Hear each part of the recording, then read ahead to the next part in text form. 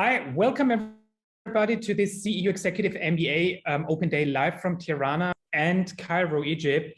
I'm Thomas Lamel, I'm the Senior Program Manager, and I'm happy to welcome you to this event. I'm going to guide you through this evening. We'll start with a program presentation, followed by a short meeting with current participants, followed by our keynote presentation by Professor Austin Lee Nichols. And in the end, you will have the chance for a Q&A session to ask us questions about the program or anything else that is related to this open day. Feel free to use the chat box in Zoom to shoot in questions that you might have. We'll collect them for the Q&A session at the end of this event. So let's get started.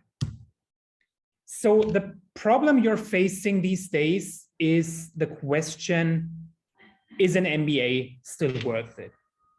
Because you don't have to go very far these days to encounter that we are witnessing fundamental transformations in the world in a century. Just about 12 years ago, 13 years ago, 14 years ago, in 2008, we've seen a big financial crisis. A couple of years ago, in 2015, we've seen a large refugee crisis. And even right now, we are amidst the biggest pandemic in over a century. And these changes are part of a much broader set of transformation that is taking place. And some of them are positive, of course, but some of them are pretty dangerous. And the key question is, how do you as business professionals prepare for this challenging and unpredictable environment? And the obvious question is an MBA the way to do it? And we have seen an explosion of online education, and I'll show you why we believe our MBA is still worth it. So if you're interested in further education, you usually start searching for an MBA in the city you live in. What you tend to find is mostly a pretty standard MBA curriculum. The faculty who are teaching, who are delivering the programs are pretty much local. There's no international faculty body. The number of international students is also relatively low. And some programs in Western Europe can be quite expensive, starting at 60,000 euro in Switzerland or in Germany, or even in regions like Albania, Serbia, there's programs at less cost, or here in Egypt, there's programs at 45,000 euro or dollars at the American University of Cairo. So they can be quite expensive too. But a local program allows you not to leave your job. If you contrast that with the top business schools in the world, they often have a very differentiated curriculum, very mission-driven. They offer certain expertise, they offer a certain perspective on their curriculum. Because of their full-time format, actually, their student body is international, but you're leaving the labor market for more than 1 year, sometimes even 2 years, which is an additional financial burden in addition to your tuition. Programs in the US, in the UK are pretty expensive, starting at 100 or 120,000 euro or dollars, and you may have to move your family to the new MBA location as well. So what we do at CEU is to offer the best of two worlds. First of all, there is no work interruption, thanks to the practical and flexible modular format. I will talk about it later. The Executive MBA, our Executive MBA, is very much mission-driven. I will talk about the Executive MBA for the open world philosophy later in this presentation. We have an international student body because of the modularity of the program. Students from around the world can actually commute to the modules, to the residencies, and we are the second most international university according to the Times Higher Education. Participants can fly in, can fly out, which is a major advantage of the program. And speaking of tuition, our basic tuition is 29,000 euro, but people from countries where our need-based scholarship applies can actually join the program at tuition of only 15,000 of tuition. So it applies to people in Albania, for example, in the Western Balkans, or here in the MENA region or in Egypt, you can actually do an executive MBA at only 15,000 euro of tuition. And in addition to these need-based scholarships, we offer fellowships, for example, for businesswomen from in the MENA region. Just to give you an example of our international faculty that is going to teach you in our program, feel free to meet Mark Kaufman for economics, an expert in applied theory with a PhD from Harvard. Or if you're new to finance, Joy is a uniquely gifted educator. Generation after generation of our students tell us how she's just unique in explaining very complex financial concepts in a very simple linguistic, so everybody would understand the content. Or the course on big data and artificial intelligence will be taught by Miklos Koren, one of the leading scholars in the field in Europe with a Harvard PhD.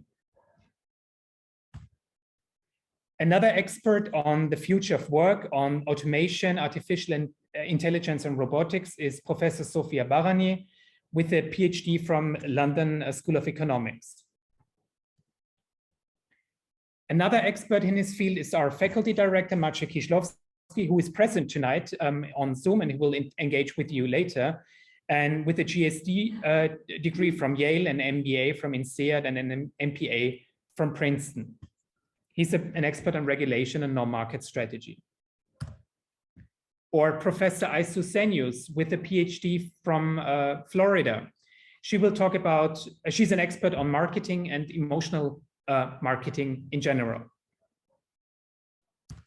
If you're already experienced in finance, you'll be placed in the advanced track course with Adam Savadovsky, with Professor Adam Savadovsky, a leading expert on complex investments with a PhD from Princeton. And last but not least, for strategy, you'll have Professor Yusuf Akbar, who has taught in more than 40 countries and advises leading Fortune 500 companies. In addition to that, we offer some visiting faculty from the best universities in the world. As you can see, we offer all of our faculty members come from the best American universities like Harvard, Stanford, Columbia, MIT, etc. And some examples of our visiting faculty, Professor Christian Zelos, an expert on innovation from Stanford University, or Professor Miklos Savary, an expert on digital marketing from Columbia University, Professor Omar Hernandez, an expert on operations management, and professor at Berkeley Business School in the US, Professor Hui Chen, coming from the University of Zurich, and Professor Paula Caproni from the University of Michigan. Those are the visiting faculty that are going to teach you in the modules. Speaking of the modules, here is what the program looks like. It's a 10-module program. The dates you can see on the screen right now are not going to change. So you can basically plan your studying around professional and family activities based on these dates. As you can see in the first row, we have 3 modules in the first year, in 2022, 4 in the second year, and 3 in the third year, which gives you full flexibility and a balance in your life. You might have noticed that we are piggybacking around popular European holidays like May 1st, August 15th, and November 1st, when it's easier for you to take time off your job and combine the residency with the long weekend in Vienna or Budapest. In the summers, that's the center column, our bespoke and cutting-edge leadership program takes place in Budapest, and you'll have the opportunity to benefit from electives from the faculty that I just mentioned in the world we invite to teach your classes. One day, there will eventually come the day when you finish with us and you will join the CEU alumni network from around the world. As I already said, CEU is the second most international university in the world, and you can rely on an active elite network on every continent. Basically, we have city-level chapters, we have country-level chapters. Basically, wherever you are in the world, wherever you might go in the future, you will find CEU alumni to interact with, to network with, to mingle with, and to make new friends with. And this network is a network that you can count on, and one of the key assets that we have. We have a very American approach to alumni work. So all the alumni are organized in groups on social media like Facebook and LinkedIn. And it's very easy for you to reach out to them if you want to, if you're looking for a contact in a certain industry, if you're looking for a person in a specific city, it's our alumni relations department and our social media groups will help you interact with our alumni. So the question is, how are we even able to offer such a high quality program at only 15,000 euro of tuition? The answer lies in our founder and benefactor, George Soros, who created CEU with the mission to promote open society. Just recently, George Soros made a further contribution to CEU's mission by offering another billion with a B, an endowment to create the Open Society University Network around the world, which means we are the best endowed university in the world. So what does the Executive MBA for the Open World mean? What does make CEU unique? First of all, when we talk about open world, we mean skepticism towards dogmas, towards hierarchies and privileges, both in context of how we teach, but also in composition of the cohort, because diversity is key to creating a successful program. For us, diversity is not just an empty marketing catchphrase, it's our DNA. Secondly, we believe in debate and radical rational thinking. Every idea can be challenged. And we believe in facts and arguments rather than narratives and fake news, because it's narratives and fake news that create polarization in our societies these days. And we believe the best way to challenge this narrative-based discourse is to make arguments based on facts and realities, which is the hallmark of Karl Popper's definition of open societies. We are fundamentally opposed to all kinds of discrimination, and we actively promote diversity within our program. The way we finance the scholarship means we create opportunities for people who traditionally have not been able to actually join executive MBA programs like this one. And one of our assets is that we see managers not just as people who deal with businesses and resources, but we also believe that managers go beyond them. They are positive change agents. Whatever their profession is, wherever they are coming from, whatever their background is, they are positive change agents. So what does the CEU Executive MBA classroom look like? As you can see from the background image, currently we have 65 managers with an average of 14 years of work experience, including a minimum of 3 years of leadership experience. And as you can see from the background image, we use state-of-the-art classroom technology and setups in order to encourage and facilitate lively discussion and interaction in class. We make use of case-based learning rather than traditional lectures that you would find in local MBA programs. Because we want to take you, experts in your specific field, from the level of functional expertise to the strategic level. So how do we offer such high quality online experience? First of all, every participant can choose to join online. We encourage everybody to join us on site during the modules, but we do understand that sometimes traveling is just inconvenient or just not possible, or if there's a lockdown or a shutdown or travel restrictions, you might want to opt in for the online participation, which is no problem for us.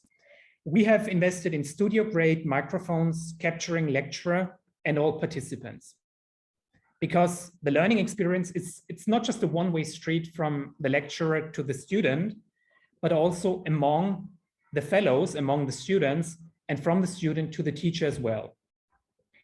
We have invested in large screen and high quality cameras to capture all the online debate and debate in class. And we have created physical virtual breakout rooms for support teams. These are just an example of one of our current cohorts of the support teams. As you can see, those support teams have a color code, so you know which team the fellows belong to. They show the names, so it's easier for you if you're joining online, who's talking and who's engaging in debate. And another thing I've mentioned already with regard to diversity, how important it is for us. One specific point in the support teams is that you will be placed in a support team with other fellows not coming from the same linguistic background, not coming from the same professional background, not coming from the same country. Because we want to expose you to proactively expose you to diversity. Because this is where the learning really kicks in. When you're exposed to different learning techniques, to different solution-making approaches, to different decision-making approaches from people from different backgrounds, from different professions, different cultures, this is where you will learn. And we facilitate this by placing you in support teams, in very diverse support teams. We have personalized virtual backgrounds, as you can see here, and we offer high quality individual support on every stage that you're with us, from the stage of inquiring about the program, of enrollment to the program, of actually joining and being in the program as a student or as an alumni. You will be exposed to high quality individual support on every stage. So tuition, basic tuition is 29,000 euro, but in countries like Egypt or the Western Balkans, Albania and other countries, you can apply for non-competitive scholarships, which can reduce your tuition to 15,000 euro. So you could receive a tuition of up to 14,000 euro for need-based scholarships, which is a really competitive advantage compared to other local MBA programs in the regions. As I already mentioned, you can join online or on-site if you want to, if traveling is inconvenient. And in order to get you easier to Vienna or Budapest, we have negotiated discounts with Lufthansa Group and Austrian Airlines to bring you to Vienna and Budapest at lower cost. And we have negotiated discounts with partner hotels in Budapest and Vienna, ranging from the luxury level on the top to the budget level, of course, if you want to save money. So we invite you to join the open world. The application deadline is March 27, and the application starts digitally on our website.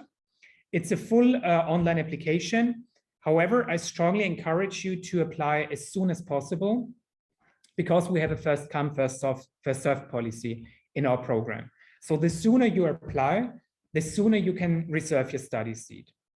And at every stage, you're invited to book a one-on-one consultation, an individual one-on-one consultation with me to discuss your questions and optimize your applications. I'd be happy to answer your questions about fellowships, about scholarships, about what to mention in your application, what not to mention in your application, and if you're eligible for the program at all. So I think it's one thing to hear about the program from the program office, who are very much committed to this program. And of course, we don't need to be convinced of the program anymore. But I think it's another thing to hear about the program from people who are actually in the program right now. And I would like to welcome two current participants tonight in order to talk to you about their experience. One of them is joining us live here in Cairo, and one of them is joining us live in Tirana in Albania. I would like to start ladies first with Tana in Tirana. Thank you for joining us, Tana, for joining us tonight. If you could just tell us about, briefly tell us something about your background, where you're coming from, what your professional background is, and how you got to know about CEU Executive MBA. Hello, Thomas. Hello, everybody.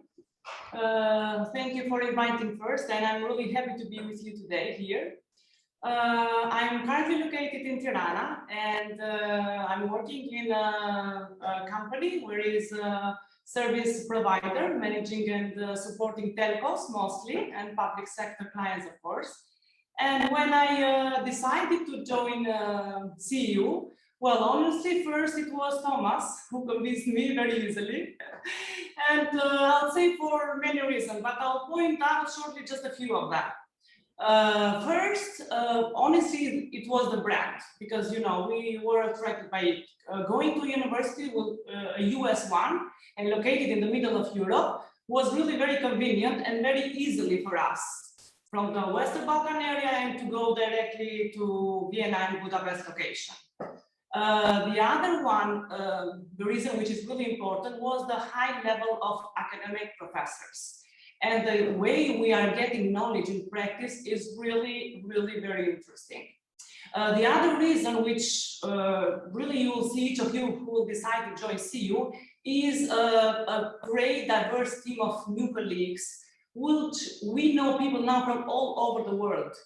And we are utilizing the best time out of, let's say, university, also to take out the stress a bit from the lessons. And really, it really is very interesting. But mostly, let's say, it's really important. The last reason, which has its value, of course, was the scholarship, which was really very, very helpful for all of us. So this was, let's say, the main reason why myself, at least, I try to choose CEU and executive MBA. Tanya, I'm sorry if I missed it, but did you mention your professional background? Could you tell us like what you're doing professionally? Yeah, currently I'm a country director in the Verso Ultima Group, which is a Croatian company located in all Western Balkan region, and now I'm managing a team of 10 to 15 people in Albania. And honestly, it is helping me a lot since I started last year, and also going on now until coming year. You mentioned that, you correctly mentioned that you're studying at an American university. We have a very American approach. We have a very American-driven philosophy and like mentality at the university. Just to be clear, we're accredited in the US and in Austria, which means you have a US and EU accreditation, yes, and which translates to a double degree. So your degree is valid in both, let's call it cultures, in both worlds, exactly, in the US and the EU, which is a major advantage if you're moving on to the international level, because most people, most managers are not dealing solely with EU or solely dealing with the US. They are working, they are operating on an international level. And this double degree, of course, helps you, yes, interact on the global level. And this was only one of the other reasons, sure, because I have honestly tested myself in this Western Balkan region, and the other reason was to see a wider international environment and be ready also for this market as well. Right, and you also mentioned the diversity. Just to be clear, when we talk about diversity, we're not talking only about diversity when it comes to nationalities and cultures. Of course, we're the second most international university. We do have lots of nationalities and cultures in the program, but that's not all we're talking about. We're talking about people coming from very various backgrounds, like the corporate world, of course, but also the public sector, NGOs, civil rights movements, entrepreneurship, and even arts and culture. So it does not only apply to, and even the age range is an advantage of our diversity. And of course, the gender ratio, which is pretty high in our program. It's almost 50-50 gender equality. So diversity not only means nationalities for us. Is there anything else you would like to mention with regard to the academic quality in class? I mean, you've done a couple of modules already. Would you like to mention something about that? Yeah, as I mentioned before, the lessons and all the knowledges we are gaining, it is really added value. Because of course we have our own expertise yearly, I mean, plus 10 years now working, but going deeply and touching each of the subject ourselves, from the professors, and honestly working, I would like to point out also here the work group, the team works that we are doing with each other, the students. So it's really very helpful. For example, that going in a finance subject, which many of us, for example, can be coming from another background, it's really an added value sharing and working in groups together. Exactly. You've mentioned the different modules. Just to give you an overview of what the modules deal with, of course, we have finance and control and these modules, but we also have global strategy, we have sustainability, we have data, yes. Big data management, we have 3 leadership modules. So leadership is a crucial part of the program. So it gives you a general overview of what managers need to know these days if they want to move to the international leadership level, because it's not enough anymore to be an expert on finances or accounting. When you're making decisions on the CEO level, you would need to understand that decisions are based on big data, but also on sustainability, but also on supply chain management. I mean, the COVID situation just perfectly illustrated what the supply chain is affected in times like this. So you get a better understanding and you can better make decisions as a leader. Tanya, thank you so much for engaging with us. I'm welcoming some new colleagues now coming to Tirana. Perfect. I would like to introduce our second guest for tonight, Georgie, if you want to join me. He's here on Cairo campus. Georgie is principal banker. Have a seat, please. He's principal banker at ID Inspiring Development here in Cairo. And Georgie, if you could tell us something about your background, what led you to Cairo and where you're from. And thank you for introduction, and hello everyone. My name is Georgie, as Thomas mentioned. I'm coming from Georgia. It's a post-Soviet country, as you know. Recently, I'm based in Cairo. It's my 3rd year of working here. I'm working with one of the biggest payment companies in this country. Most probably you will know the name, because the market of the payment companies are really diverse, but there are the top players. So I'm working with them started as a business consultant, and recently I'm occupying the management board seat. So I'm responsible for business development, HR, and marketing in the company. The reason how I ended up in Cairo, all my life, let's say professional career, is full of traveling around and having different projects in different countries, and that was the point or tipping point when I decided that I need to go for the MBA degree. And especially executive MBA degree gives you possibility when you are working and when you have really active professional life, that you don't need to balance your work life situation. The program itself and the modules are designed in a way that fits to your work environment, that you don't need to really, as Thomas mentioned, only physically attend the modules. You can also join online, but I personally suggest to everybody that try to make it if you decide to do it in person, because it's a great experience. Then there you will feel what to be a student means. So the first was the module itself. So it was really dynamic, and it allowed me and it gave me flexibility, so that in parallel with my work, I could attend and graduate MBA.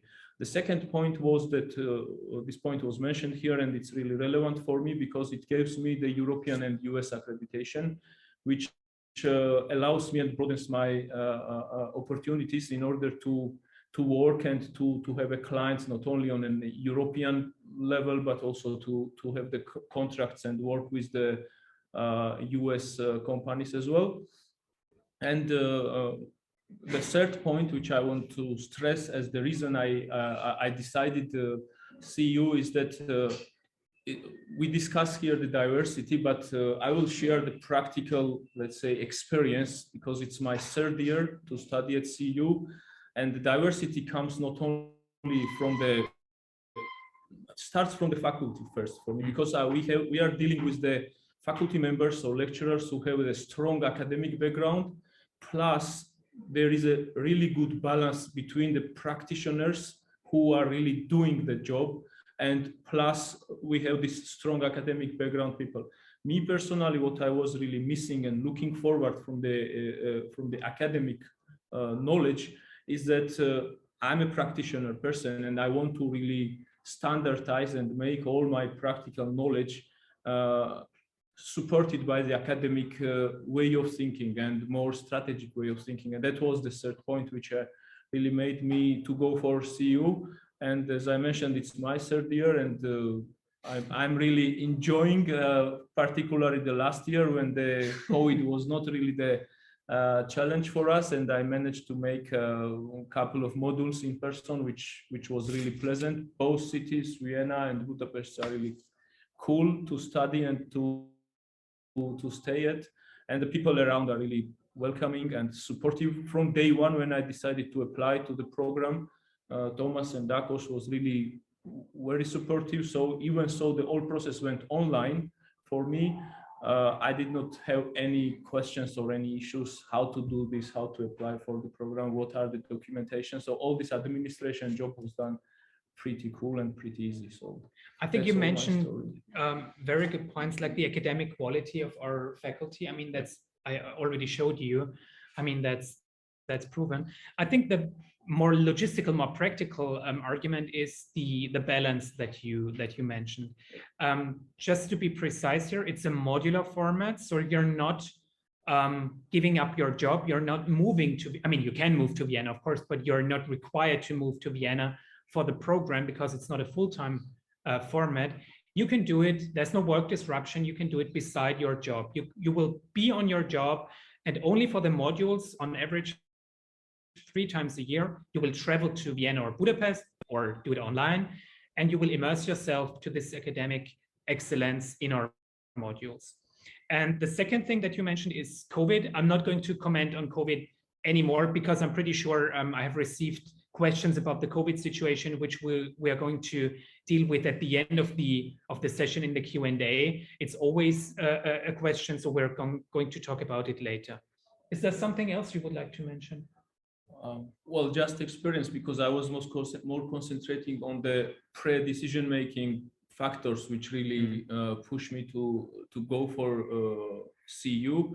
But as an experience, I mean, when we talk about diversity, Thomas mentioned here, I'm not sure how far it really reached to the audience, that there is a support groups as a concept, and there is the understanding of that you are co-producing the program. It's not that you are instructed or there is somebody who lectures you. It's more the dynamic, discussion-driven, argument-driven, and dialogue-driven process, which allows you to open as much as possible. And by doing this, you're taking more. Because if you have no, let's say, borders, so whether you can interact or not, and you share yourself more, you get more support. And on the contrary, also the questions my classmates are asking, it's really brilliant that allows me just to think not only from the one dimension, but from different. And from the diversity point of view, as an experience, I would say that people from academic background, people from governmental institutions, from non-governmental sector, I mean, this makes all this combination really, really nice, because the topics go in such a way, sometimes really on a debating level, and at the end of the day you say that, well, that was really added value here, because I have heard a lot of good questions. I participated a lot, because people are looking from you as well, not only that you can take as much as possible, but you also need to be active, and I would say even proactively participating, in order that maybe your question, maybe your contribution will be benefit from from somebody from the group. So this is really the experience as an addition from the past experience I can. You mentioned a very good point that I'm afraid I missed so far. We don't consider our participants solely as students or customers. We consider them as co-shapers. So you are co-shaping the program. On every level, most of the decision making, you will be involved in polls. We will ask for your opinion. You will help us make decisions, and you have a say in where the program is going to develop and what we're going to do during the program. For example, if we're going to invite guest lecturers, you will have a say and you can vote on who we are going to invite as guest lecturers, just to give you an example. I think that's a very good point.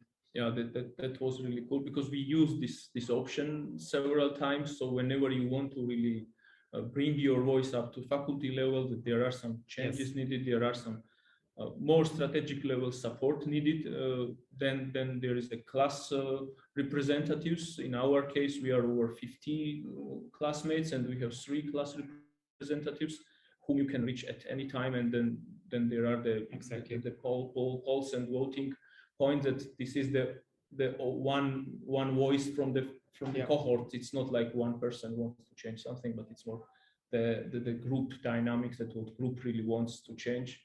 And it's really nice to have this opportunity. I mean, that's great chance. I mean, it perfectly reflects our spirit. You know, it's not just a beautiful thing that we do, but it perfectly reflects our mission and our, you know, building up open societies and it's a society without hierarchies, because we're on eye to eye level here. I think that's another, let's say, the factor which I saw that was really broken from my post-Soviet education background, when there is a teacher and they teach you that you cannot really contradict or contra-argue there. So here it's totally different story when everybody can say anything but meaningful and then to the point, because that's how you are pushing yourself to structure it. I mean, as I mentioned, there are 50 plus person in the class, and you have like few seconds, and in few seconds you need to normalize and say in like a to the point, like 1 to sentences in a way that you can deliver your points through. So and you have chance for this, and that's also like a on-site experience or exercise, I would say. Sometimes it works, sometimes it doesn't, but it's a process. I mean, learning is the process. It's not it's not a one event, I would say. Yeah, and we invite you to challenge our faculty members. They're not there to just teach and leave the class at, you know, sharp as soon as the class ends. Challenge them intellectually, disagree with them, and have a debate about the topics. Thank you very much, Georgi, for joining us tonight here in Cairo. I would like to move to the next part, to the academic part. Speaking of our excellent academic quality, I would like to introduce Professor Austin Lee Nichols to you, who will present a keynote presentation on what do you want in your leaders. Austin, if you could briefly introduce yourself, and then the floor is yours. Welcome, everybody. So my name's Austin Nichols, and basically my background is in psychology and business. And in particular, I focus on leadership. And so I therefore am in charge of the leadership program within the MBA. So I work closely with Maciej to make sure that we have really good leadership offerings. I, of course, teach some of it myself, but also look to find really good instructors like the ones that Thomas mentioned to really try to round out that curriculum and to give you a really good set of topics from things that you wouldn't maybe necessarily think about that are related to and help you become a better leader and through your kind of leadership transformation. So my PhD is from University of Florida, and I got both master's and in psychology and business there. My PhD is actually in social psychology. And so I basically just try to look at leadership in ways to try to really improve people's lives, and how can I use research to make leaders more effective, but also to make them effective, not just with the bottom line, but also to make their employees happier, to make the organization run better, things like this. So I've done this for, you know, over a decade, publishing in different places to try to really get out that word. Of course, I then take that research into the classroom and try to talk about it and discuss it in a way that's applicable for the fellows in the MBA program.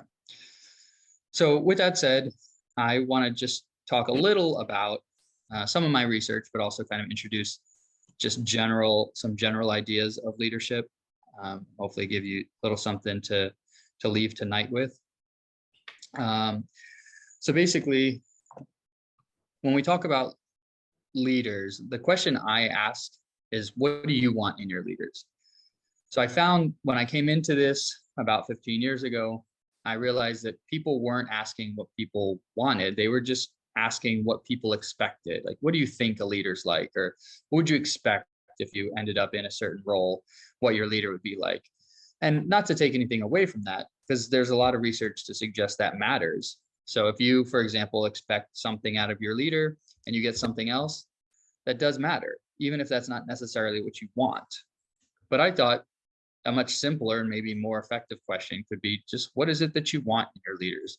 And if we can figure out ways that are both productive for the organization and can meet these desires, then maybe leaders can be more effective and people can be kind of happier and more satisfied in their jobs. And so this kind of starts with this general idea of what is leadership. And this is one of my favorite definitions.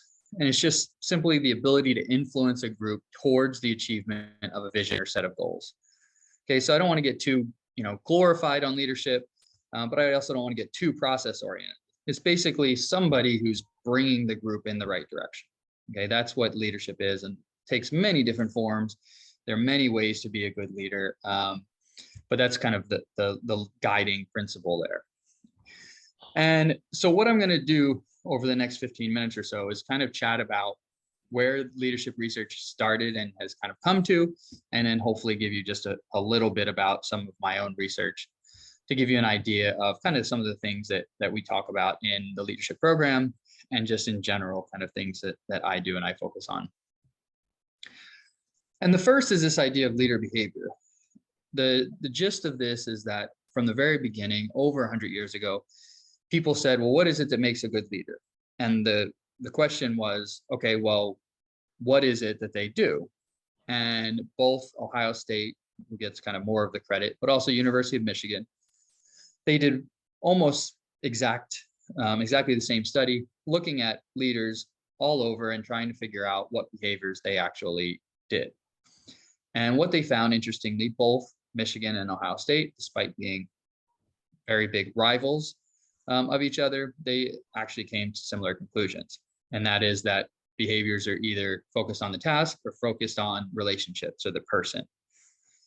So that was helpful, and really brought us into then ultimately this idea of leader style. And a lot of people talk about this, leader styles. So what kind of style of leadership does someone portray? One of the most popular ones and talked about ones is transformational leadership. It's too much for today, but I will say this is starting to little by little fall out of favor for some of the other ones I'll talk about. But the idea is good. And it's that we, as leaders, can be transformational by really getting people motivated, by inspiring them, by stimulating them intellectually, by considering each one of them and what it is that they need specifically, and influencing them through our ideals. Okay. And the more we do that over just simply give and take, so I pay you every week and you produce this many units. Okay. The more we can do that, the better we can be as leaders. That's the general idea here of transformational leadership. But as I said, there's several styles that have come after that that are potentially more promising. Authentic leadership. Authentic leaders basically know who they are and act on those beliefs. You've got ethical leaderships. This is kind of like authentic leadership, but more focused on the ethical nature. So authentic leaders can just be horrible people and say, hey, that's who I am. I'm going to act like it in theory. But ethical leaders really go a step further and focus on doing things that they believe is ethical. Okay, obviously this is very culturally bound. And our attendance right now, I think, speaks to that. What is ethical is a debate on its own, but that's one, pretty new and popular form of leadership. And then there's servant leadership. And this is really the one that's gaining the most traction right now. And that's that leaders are going beyond their self-interest. A servant leader says, okay, what is it my followers need? What is it that I can do to help my employees grow and help them develop and help them meet their goals and get to where they want to get to? And so that's the kind of the newest and most groundbreaking style of leadership, servant leadership. But again, we can think about leaders' personality as well. It's not just what they do, but it's also who they are. And so a lot of research focuses on leader personality, tries to figure out, are there certain personality characteristics that determine who's successful and who's not, who's liked and who's not. Often these revolve around the 5-factor model of personality. Without going into this, kind of to see it's extroversion, openness to experience, agreeableness, emotional stability, and conscientiousness. It's this model that basically suggests that all of someone's personality can be broken down in 5 factors. And it looks at these 5 factors to see what is it that leaders generally have, what kind of personality do they generally exhibit. And kind of the big take-home message tends to be that successful leaders like to be around people, that is, they're extroverted, they assert themselves, they're disciplined and able to keep commitments, so they're conscientious, and they're often quite creative and flexible. So they're very open-minded people. Openness to experience is very high in a lot of successful leaders. And so really what this brings us to then is what I'm going to spend the last bit of this time on, which is what I've been focusing on for the last decade or so, and this question of what do people want in leaders. And so as I mentioned, a lot of earlier research focused on what is it that people think a leader will be like or expect of a leader. And that's what we call implicit leadership theories. The idea is it's implicit inside of us. Okay, we kind of have these expectations, even though we might not think about them or talk about them. And we can do that by asking people, what do you think is typical or characteristic in a leader? What's your leader prototype? Even some of this research uses response times to see how quickly people suggest that certain traits are associated with leadership. And again, all that is great. The research suggests that's very effective and predicts leadership success. But I wanted to ask the question, is there more? Is it actually what people want in leaders that is potentially more important, or at least as important as what it is people expect? And so focusing more on what's ideal and desirable and having people prioritize what they want rather than kind of cognitive response times and schemas and these kinds of things. So I asked 3 basic research questions in just a couple studies I'm going to briefly discuss here. 1 is, what traits do people desire in all leaders? 2 is, how does trait desirability differ across leader roles?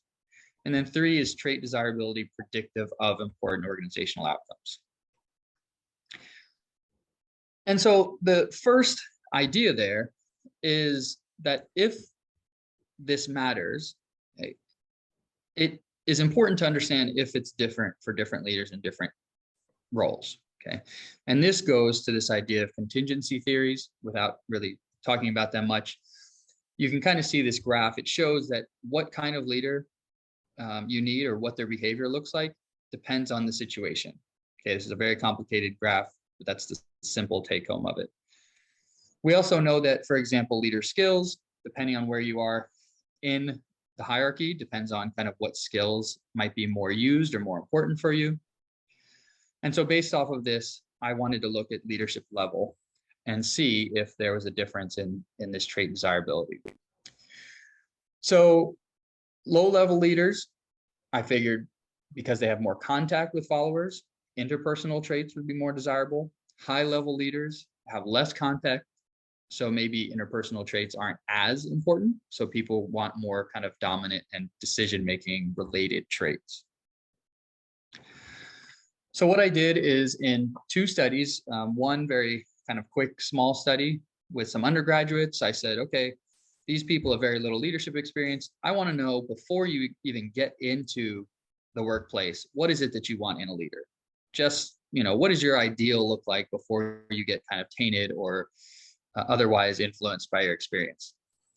So they reported the desirability of 15 different traits for 12 different leaders of 2 levels. So you can see here, basically, I took 6 different domains. So we've got the military, we've got sports, we've got politics, we have education, we have a social group, and then we also have your traditional business environment. And I took more or less the highest and lowest leader from each of those domains.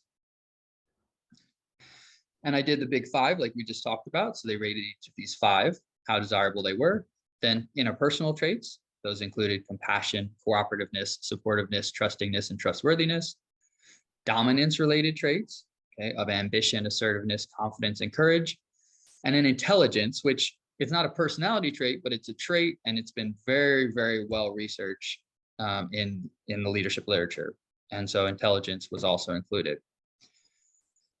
So basically, we took those 15, we asked people to rate how important each one was for their ideal leader of those different types, those different roles we talked about.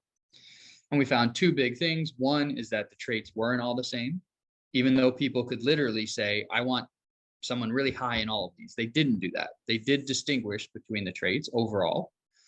And in particular, they suggested to us that trustworthiness and intelligence were really important.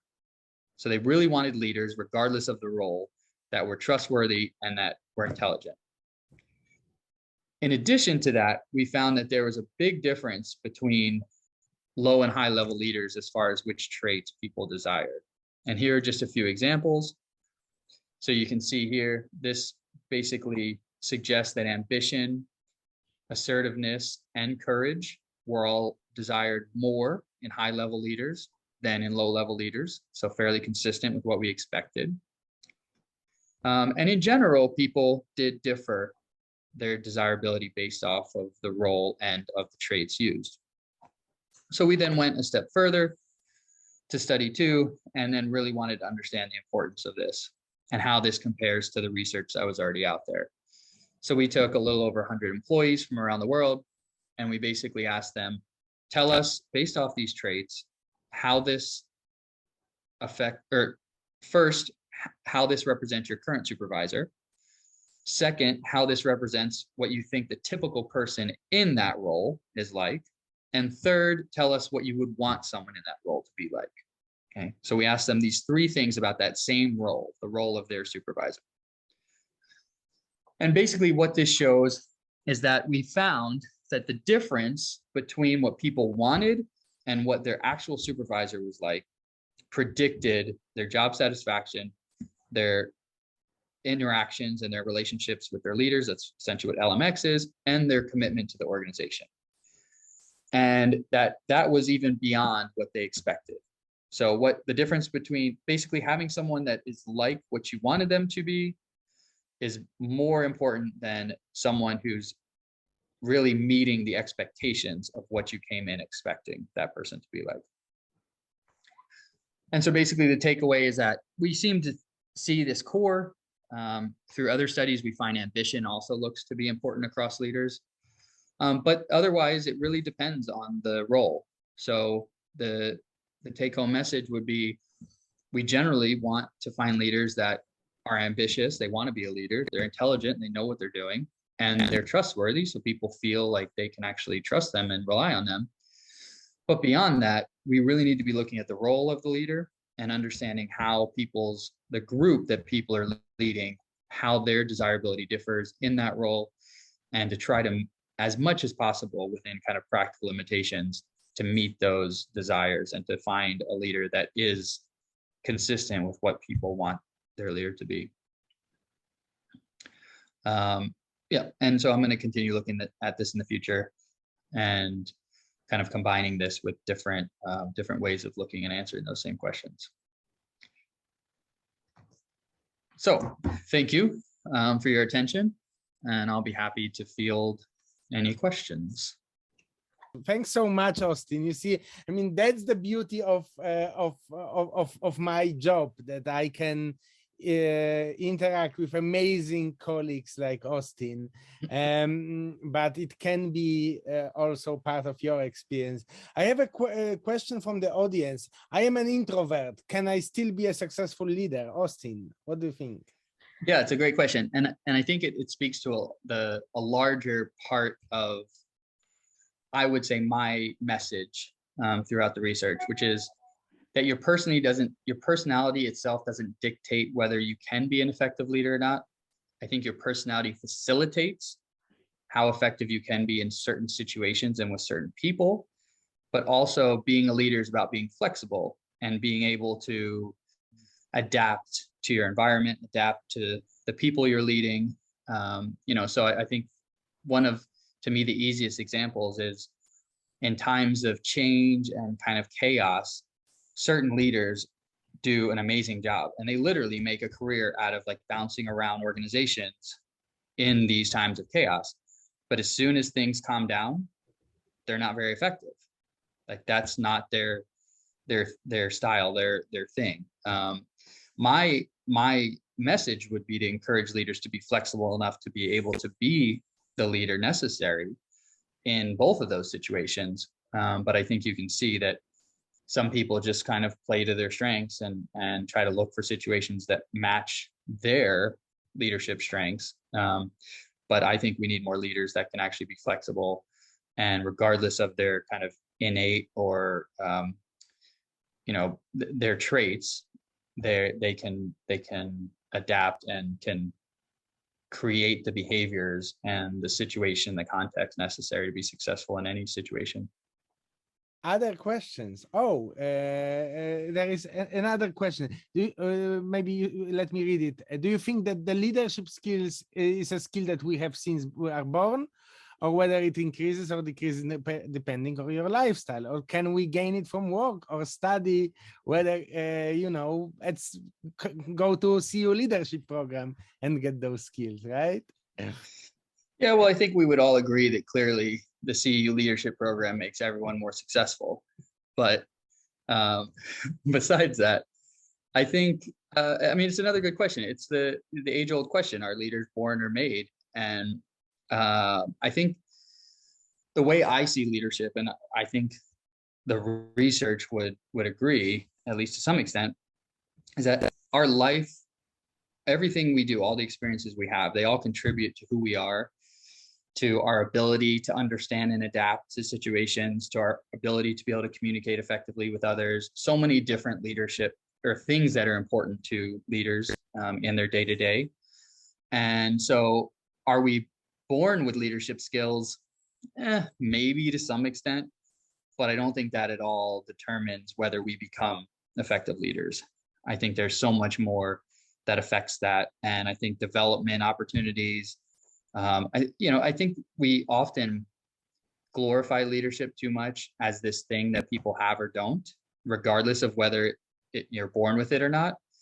But I think, like anything, it's continuing education. It's, just always trying to find new ways to keep in touch with the latest research, to keep in touch with, the latest trends, and to be able to adapt and to be able to have the learning mindset, so that you're always becoming a better leader.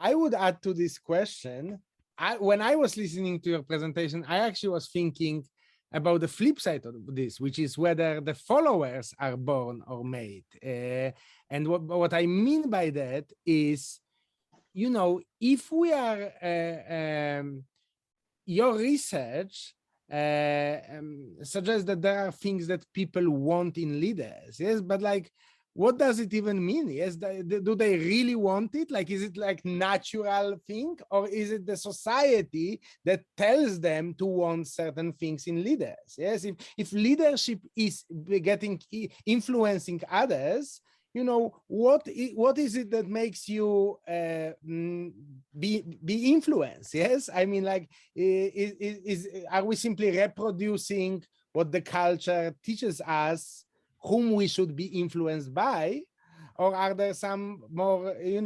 stable, just natural inclinations of, I don't know, apes? Yes. Yeah, it's interesting. So two points come to mind. One is that there's actually a whole burgeoning literature on followership now. So it's funny because it's still kind of considered leadership research, but basically at some point leadership scholars said, hey, it's not just about the leader, that we shouldn't just be focusing on the leader and what he or she does, but what is actually going on in the group context.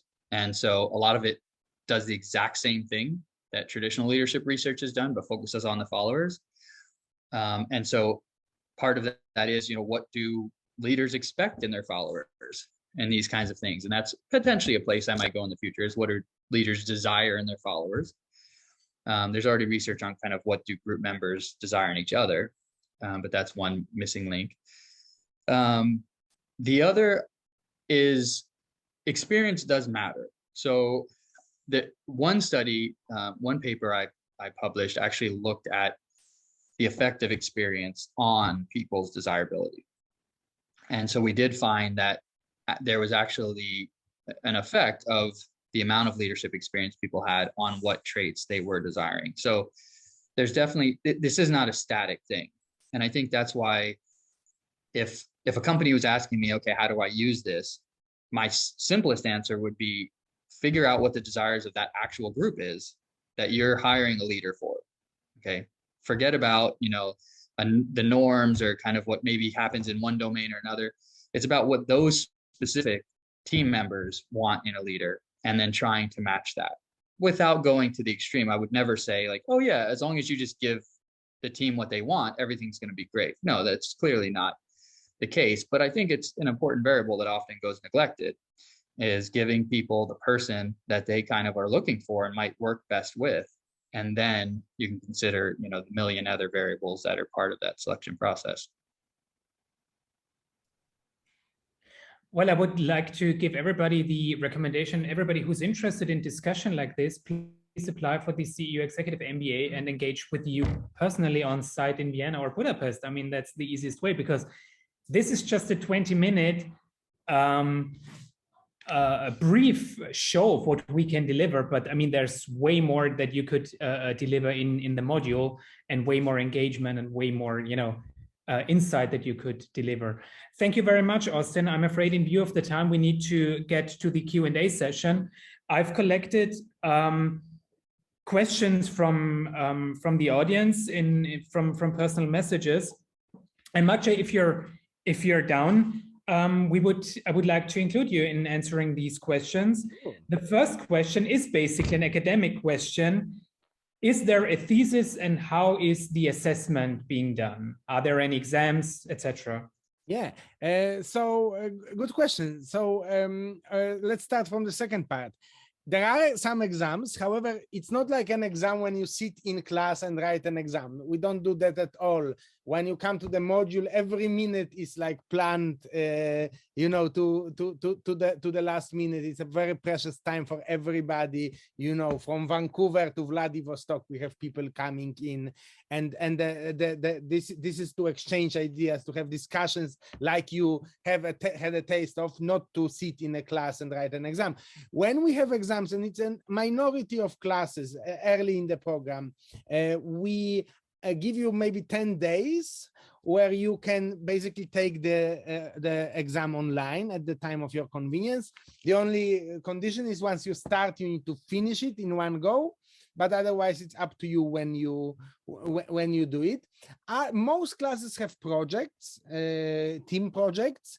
You mentioned very eloquently, Thomas, the support teams, how they function. So you do a lot of projects there. There is a lot of peer assessment. Yes, this is because we mean it. When we say you are a co-producer, it's just not like a marketing slogan. So like a big chunk of your grade is going to be depending on how your classmates and teammates, even in a team, see your work. Yes, and that's in itself an interesting experience. Yes, and a learning experience. Instead of a thesis, we don't have a master thesis. We have a capstone project, which basically, in the spirit of CEU, wants you to do something in the real world. And we basically have two things that we ask you to do to get your thesis. First of all, analyze something. We call it a strategic analysis project. So take learnings from your program and apply them to some real life organizational or business situation. And the other one, more connected with what Austin was describing, is the leadership project, where we want you to do something in the world and report to us. And once you do those two things, analyze something and do something, change something, if large or small, then you will earn your CEU Executive MBA thesis. Thank you very much. I have received the question, what does the application process look like? What are the application requirements? And if you allow, Maciej, I would like to take this question. Let's start with the application requirements. We are looking for candidates with at least 8 years of work experience, of which 3 years are of managerial or some kind of leadership experience. We require university diploma in any kind of field of study. So from sports management to culture to business, anything is fine. And we require proof of English. If your degree was fully taught in English, you're exempt from the proof of English, of course. If you're a native speaker, you're exempt from the proof of English, of course. And we require some documents from you, like the CV, a motivation letter that tells us something about your motivation, but also tells us something about your strengths and your weaknesses and how you would benefit from the executive MBA and how others would benefit from your participation in the executive MBA. It's something most people forget in writing motivation letters. They always tell us, how they would benefit from the program. We are interested in how other people would benefit from your participation. So that's basically the formal criteria. It's straightforward. It can be easily checked on our website. So let's talk about the application process. If you're interested in applying for the executive MBA, I think the best way is to start with a one-on-one consultation with me, because I'm able to optimize your application and give you some, advice on it before you submit it. If you don't need that advice, feel free to apply through our website. And the application process starts online on our website. You will be asked to create a profile and to upload the documents. I will, once you have submitted and completed your application, I will check it for completeness and correctness. And assuming that you meet all the formal criteria, you will be invited for an interview with one of our faculty members. The interesting part, and that is in spirit of transparency, is that the criteria and the questionnaire that is being used in the interview is transparent on our website. So you can right now go to on our website and basically pretend to be in an interview with one of our faculty members and see what are we going to ask you? What is what we are focusing on? Where identify yourself, identify your strengths and your weaknesses, and prepare for this interview. We are not playing any mind games in the interview. We only have this limited time in order to get to know you and your motivation. So we're not going to ask you silly questions. It's about your experience. It's about your leadership style. It's about your motivation. Nothing more than that. Assuming that you are passing this stage, you will be presented, your case, your application will be presented to an admission committee, because we are handpicking our participants in the executive MBA. And based on that decision, you will receive an admission decision from me, and the whole application process will only take a couple of weeks. So we're not going to waste your time for weeks and months until you get an admission decision. So assuming that you applied today, we're trying our best to process the application in only a couple of very few weeks until you get an admission decision. I already, in my conversation with Georgia, I already mentioned COVID. Maciej, it's the elephant in the room, especially in continental Europe, where we're just facing the first Omicron wave. We're about to face the first Omicron wave. The elephant in the room is, how are we dealing with Corona? How are we dealing with COVID during the modules, before the modules? Did we adjust our curriculum? What about testing? If you could elaborate on that, please. Yes, sure. So you explain open society as a society based on reason, and we actually contrast it often with magical society. So we are not applying magic, we are applying reason.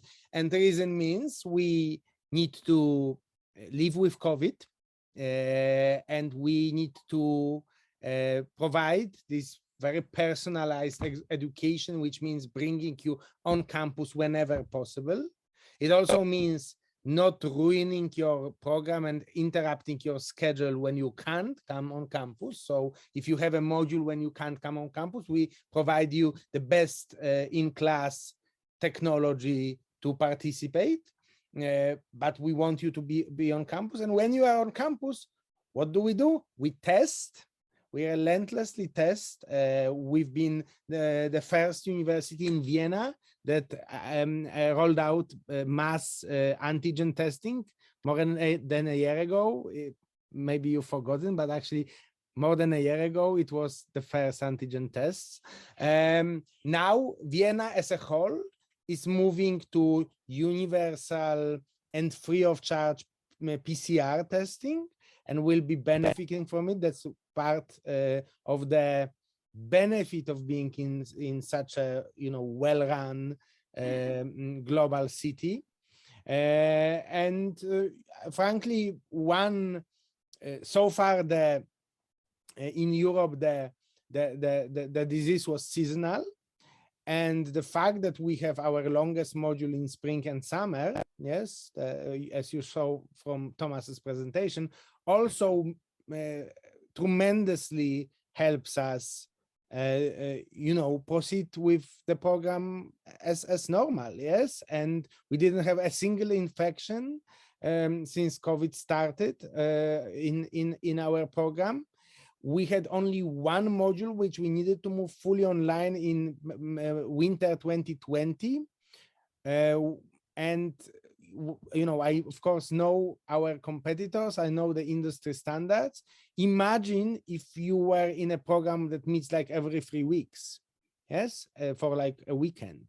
Basically, your entire program is disrupted. Yes, and for us, it's easier because of so much of it happens in the spring and summer, which so far has been easier in Europe, and the rules are much more relaxed. When you add testing to this, and when you add online option to this, and when you add also the fact that the modules are planned with so much in advance, so everybody can prepare, we can prepare testing resources, you can prepare yourself. Some people either who really want to be on site, even kind of are careful a few weeks before, a little more, so that they don't get sick and they can come to the module. All of this is easier in this kind of very transparent modular format than in many other formats that are where the program like ours are offered. Yes, and I think that is our philosophy. That's how we dealt with it. And I think the fact that we are testing so much is not only the safety, it's also the peace of people. We have like lovely wine evenings at the roof deck after of our campus, after classes, and you can all do this because we keep people safe, we test, and we act rationally. Thank you very much. In view of the time, I would like to move on to the last question for now, and maybe the most important one, which is about scholarships and tuition. The basic question that I received is, are there any scholarships? There's a clear answer to that, yes. So basic tuition is 29,000 euro if you're not consuming any scholarships or fellowships at all, or if you're not applying for them. But for people from the MENA region, people from the Western Balkans, people from all other countries, Egypt, for example, they can apply for non-competitive need-based scholarships, and we are happy to grant scholarships to those people coming from these countries. We are not considering scholarships and fellowships as charity. We consider them as investment in executive talent from those regions. And we would be happy to receive your application for scholarships, and you would be able to basically almost cut your tuition in half. We offer in general, besides the need-based scholarship, which is non-competitive, as I said, we offer 2 other streams of financial support. The first one is the Open World Scholarship, which aims at people coming from, I wouldn't say from the humanitarian field. Most people come from the humanitarian field who are applying for it, but it's not exclusive to people coming from NGOs. But the requirement is people who have achieved something in spirit of open society, defying barriers, fighting discrimination, fighting hierarchies, fighting dogmas. And those people usually, but not always, come from NGOs and the public sector. The second one is the need-based that I already talked about. It's non-competitive, based people from Cairo, from Tirana, from most where our guests tonight are from can apply for that. And the third one is the merit-based country-specific fellowships, which have been designed to empower and encourage certain groups of our societies in certain countries, in specific industries. Or, for example, we have a fellowship for managers with a disability. We have fellowships for business women, because business women in many countries are underrepresented. We have a newly, just recently established fellowship for female leaders in the MENA region. So feel free to check out our website in order to find out more about the fellowships, or you can just book a one-on-one consultation with me, and I'd be happy to consult you on these fellowships, because you don't have to look for them on our website. I would be happy to advise you on the scholarships and fellowships that we have. But we do offer them, and we are happy to offer them if you can make it to the program using those scholarships. So in view of the time, I would like to conclude this open day, and I would like to express my gratitude to all the participants joining us tonight here in Cairo, in Tirana, or online. I would like to thank Tana and Georgi and Austin for participating tonight. I would like to thank you, Maciej, for participating tonight. Thank you, everybody. Good night. See you. Thank you so much. Greetings to Tirana, greetings to Cairo. Thank you. Bye-bye. Thank you.